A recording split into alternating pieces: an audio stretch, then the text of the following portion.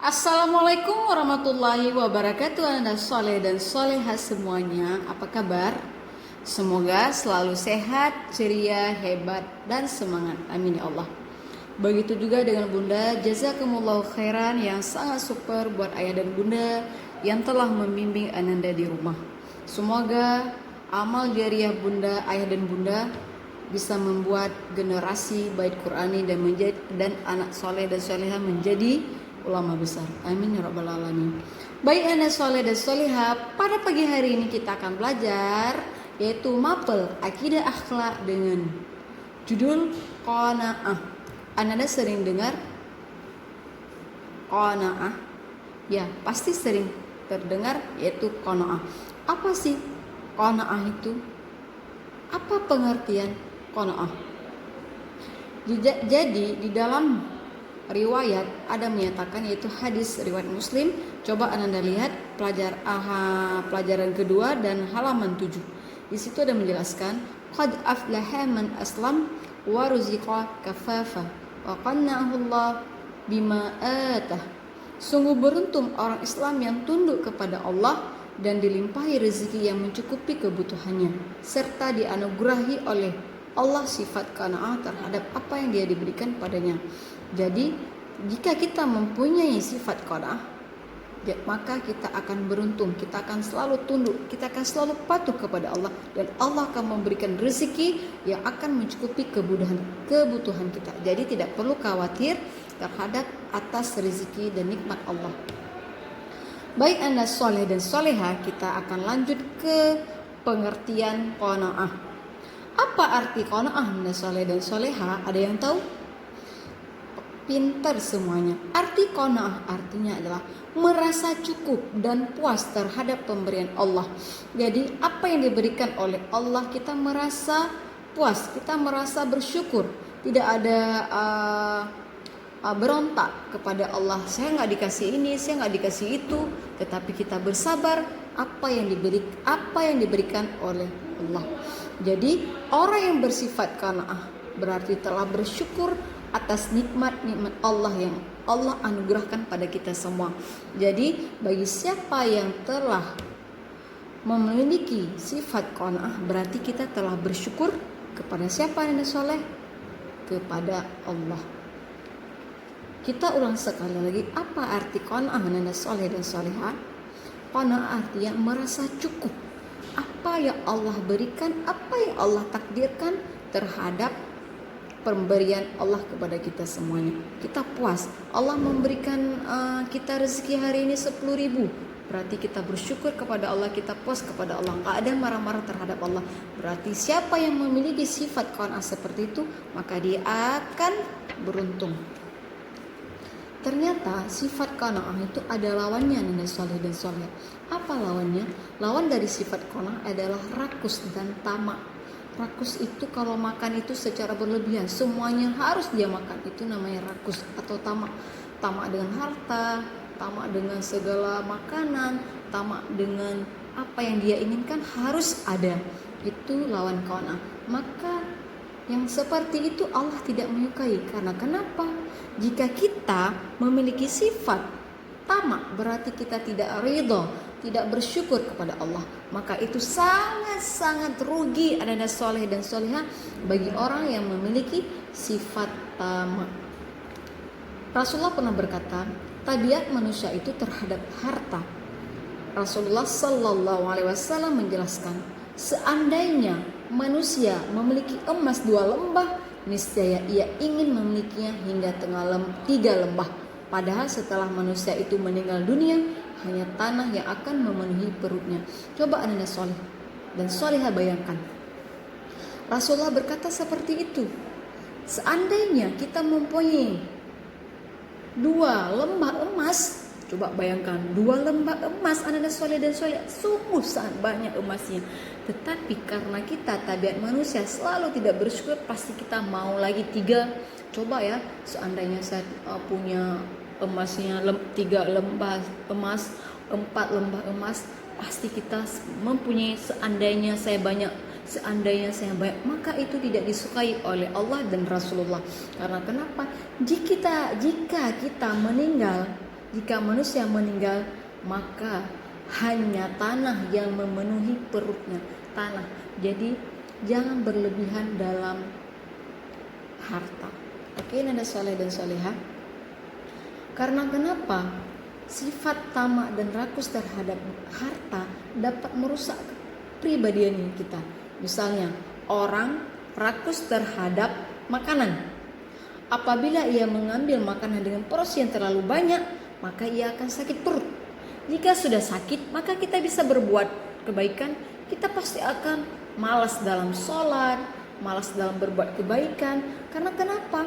Kita tidak bisa lagi melakukan aktivitas dengan baik karena perut kita itu sudah sakit. Itu akibat makan berlebihan. Contoh lainnya nada soleh dan soleha. Ada sebuah anak, jika dia memakan sebuah apel, jika apel yang kita makan belum habis, sebaiknya kita jangan mengambil yang lain dulu. Makan dulu satu, kemudian kalau udah habis, kalau memang kita sanggup, baru kita ambil makanan yang lain. Kalau melainkan yang kita habiskan dulu itu baru kita makan. Mungkin apel yang sudah kita makan itu tidak dapat berkah. Karena kenapa? Apel yang kita makan itu sebanyak-banyaknya.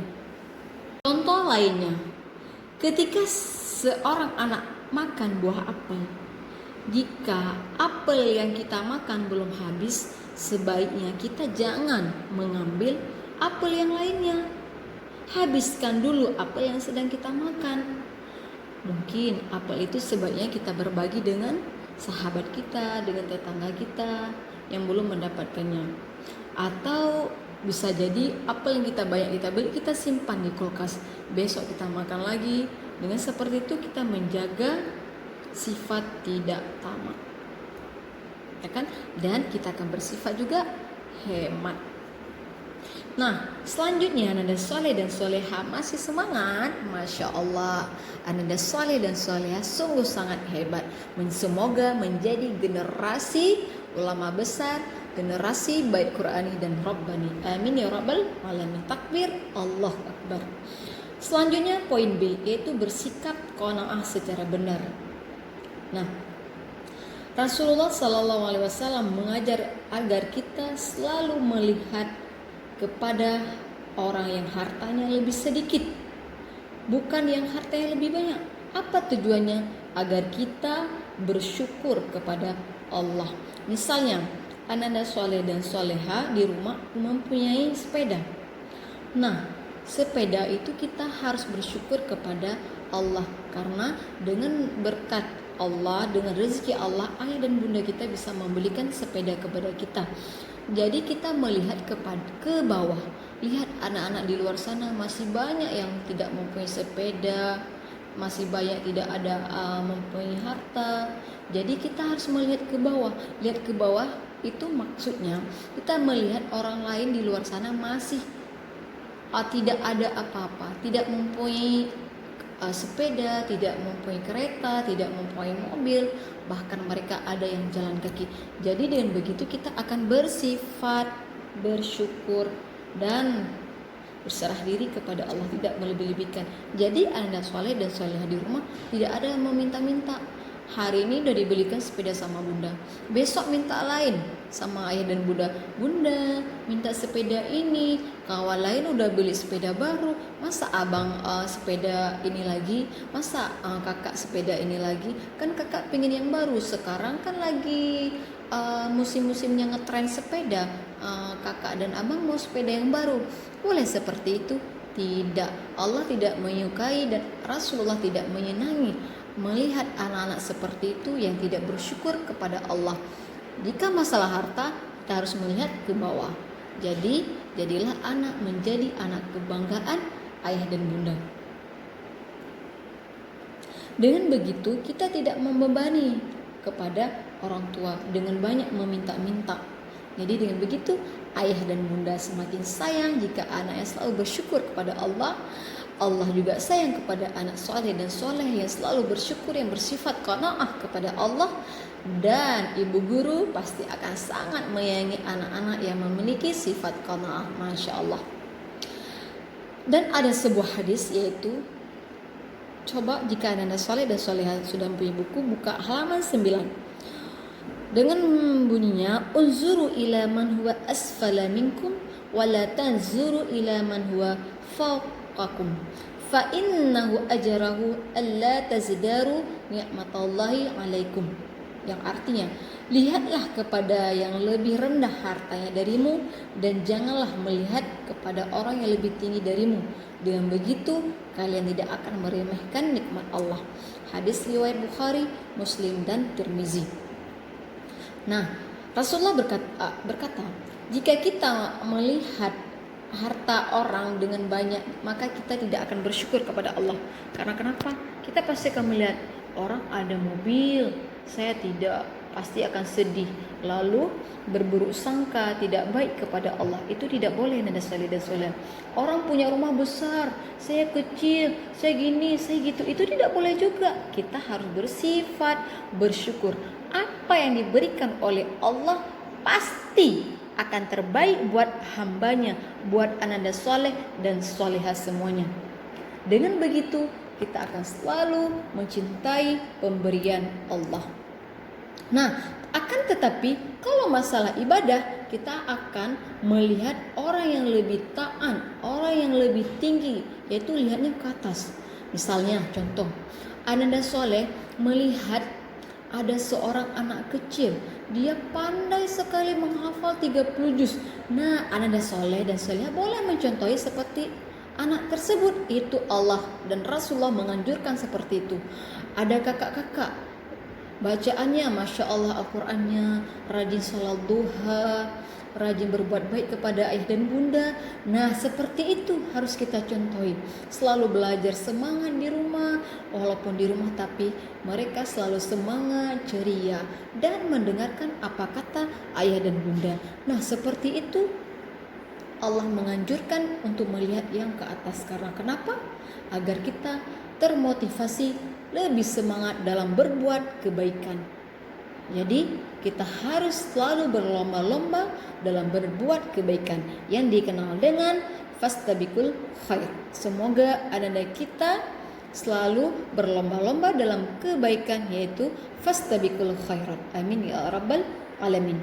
Jadi pesan ibu guru ananda soleh kepada ananda soleh dan soleha, selalu semangat menjadi generasi Qur'ani dan Rabbani. Jadilah anak kebanggaan ayah dan bunda. Karena kenapa? Kalian semua adalah harapan ayah dan bunda untuk menjadi pemimpin generasi masa depan yang akan berjuang di jalan Allah. Tetap semangat, pertahankan akidahmu dalam kebenaran. Amin ya rabbal alamin. Cukup itu yang bisa ibu guru sampaikan. Mohon maaf bila ada kekurangan. Ibu guru akhiri. Wassalamualaikum warahmatullahi wabarakatuh.